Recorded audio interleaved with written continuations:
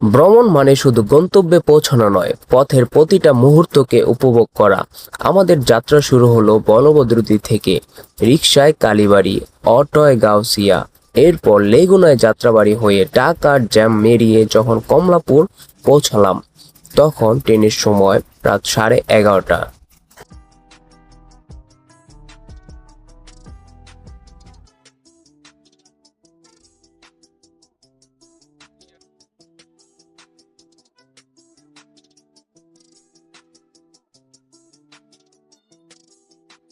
কিন্তু স্টেশনে গিয়েই শুনলাম ট্রেন আসবে রাত 1টা 20-এ। মনটা খারাপ হয়ে গেল। সময় কাটাতে নামাজ পড়ে মসজিদে বসলাম, প্ল্যাটফর্মে অলস পায়চারি করলাম।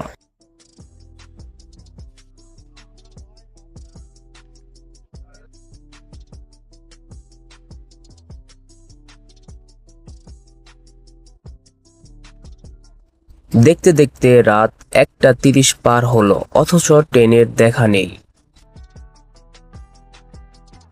অবশেষে সব অপেক্ষার অবসান ঘটিয়ে রাত 2টা 40-এ ট্রেন এলো, আর যখন ছাড়লো তখন 3টা 10।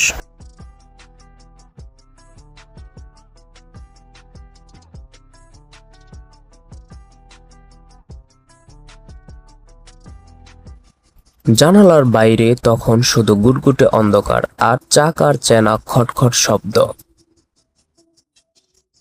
তবে রাতের অন্ধকার পেরিয়ে যখন ভোর হলো, জানালার বাইরে প্রকৃতি যেন রূপকথার মতো ধরা দিল।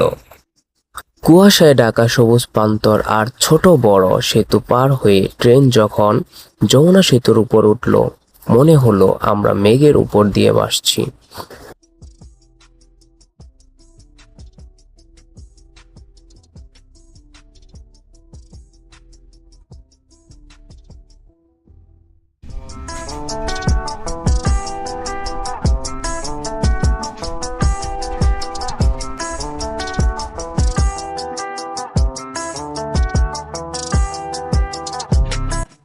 দীর্ঘ প্রতীক্ষা আর রোমাঞ্চের পর দুপুর 12:30টায় যখন দিনাজপুরে পা রাখলাম, সব ক্লান্তি এক পলকে উধাও।